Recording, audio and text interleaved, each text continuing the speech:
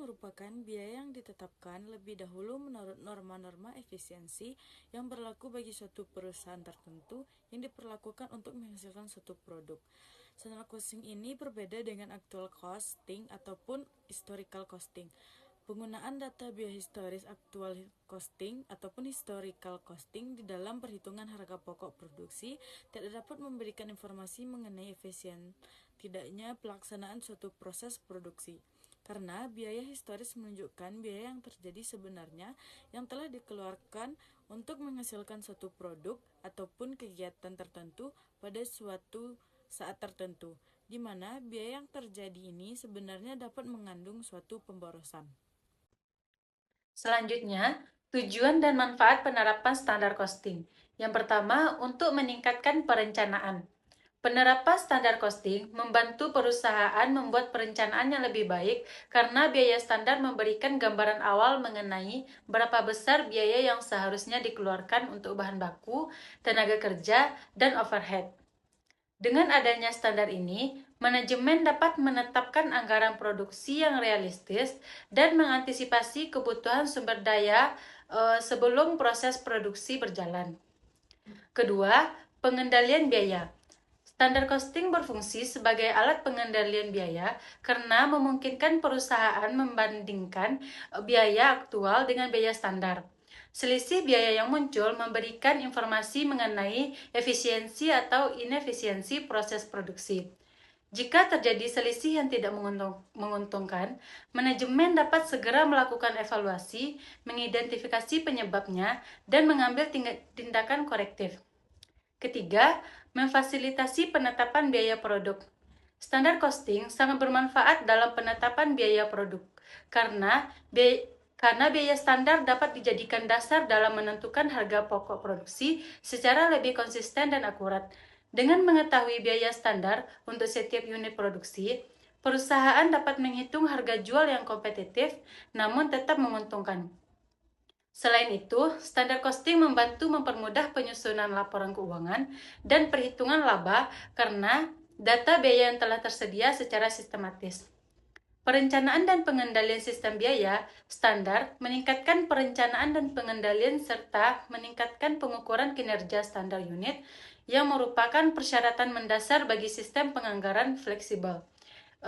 Merupakan fitur kunci dari sistem perencanaan dan pengendalian yang efektif. Baik, selanjutnya yaitu jenis standar costing.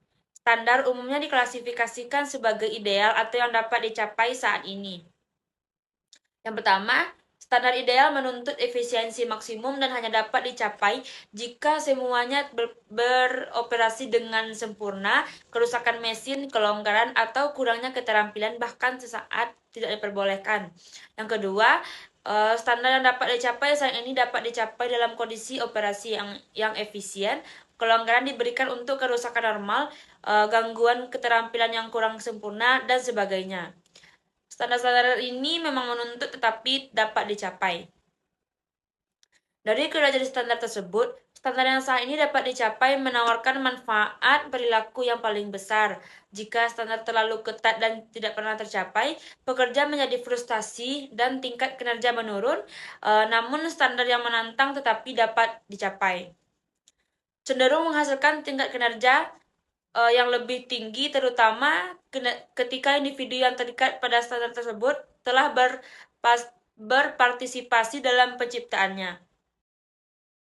Konsep dan analisis varian. Yang pertama itu varians harga dan varians penggunaan.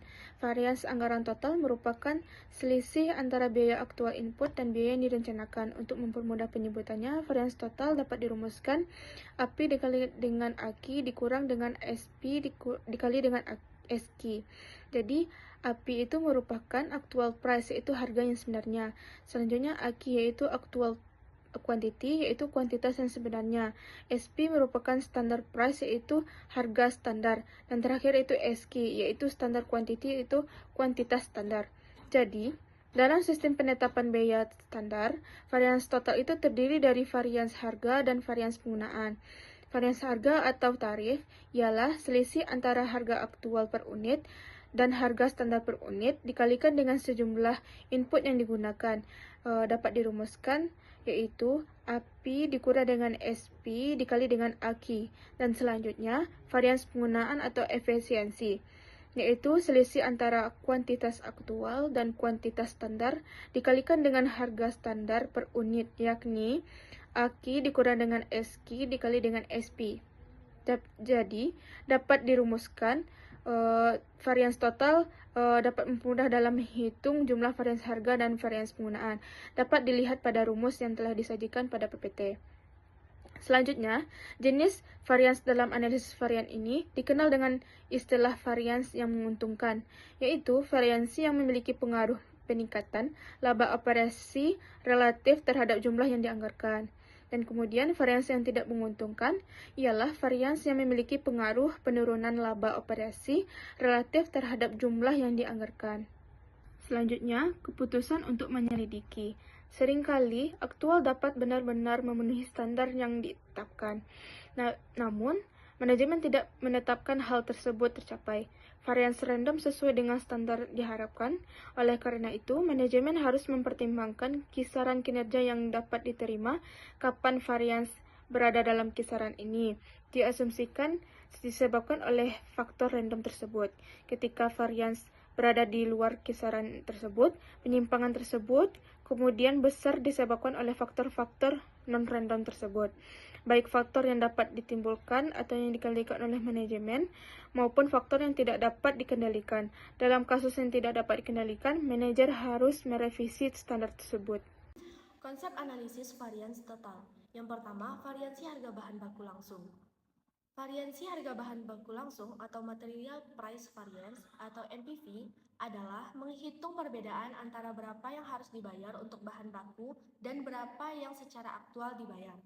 Rumusnya yaitu MPV sama dengan AP dikali AQ dikurang SP dikali AQ atau AP kurang SP, yang artinya AP adalah actual price atau harga yang sebenarnya, sedangkan AQ adalah actual quantity atau kuantitas yang sebenarnya, dan SP adalah standard price atau harga standar, sedangkan SQ adalah standar quantity atau kualitas standar. Yang kedua, variansi penggunaan bahan baku langsung. Variansi penggunaan bahan baku langsung atau Material Usage Variance atau MUV, yakni mengukur perbedaan antara bahan baku langsung secara aktual digunakan dan bahan baku langsung yang seharusnya digunakan untuk output aktual. Untuk rumusnya, MPV sama dengan SP dikali AQ dikurang SP dikali SQ atau AQ dikurang SQ dikali SP. Yang ketiga yaitu variansi tarif tenaga kerja langsung, yaitu variansi tarif tenaga kerja langsung atau labor rate variance atau LRV merupakan selisih dari apa yang sudah dibayarkan untuk tenaga kerja langsung dengan apa yang seharusnya dibayarkan. Rumusnya yaitu LRV sama dengan AR dikali AH SR dikali AH atau AR dikurang SR dikali AH. Yang keempat, variansi efisiensi tenaga kerja langsung. Variansi efisiensi tenaga kerja langsung atau labor efficiency variance atau LEV yaitu menghitung perbedaan antara jam tenaga kerja secara aktual yang digunakan dan jam kerja standar yang seharusnya digunakan. Rumusnya yaitu LEV sama dengan AH dikali SR sama dengan SH dikali SR atau AH dikurang SH dikali SR. Yang kelima yaitu variansi tarif biaya overhead. Yaitu variansi biaya overhead ini terbagi atas variansi biaya overhead variabel tetap. Rumusnya variansi tarif biaya overhead yaitu sama dengan AFOR dikali AH atau AFOR dikurang SVOR dikali AH dikurang SVOR dikali AH atau AFOR dikurang SVOR dikali AH. Yang keenam yaitu variansi efisiensi biaya overhead.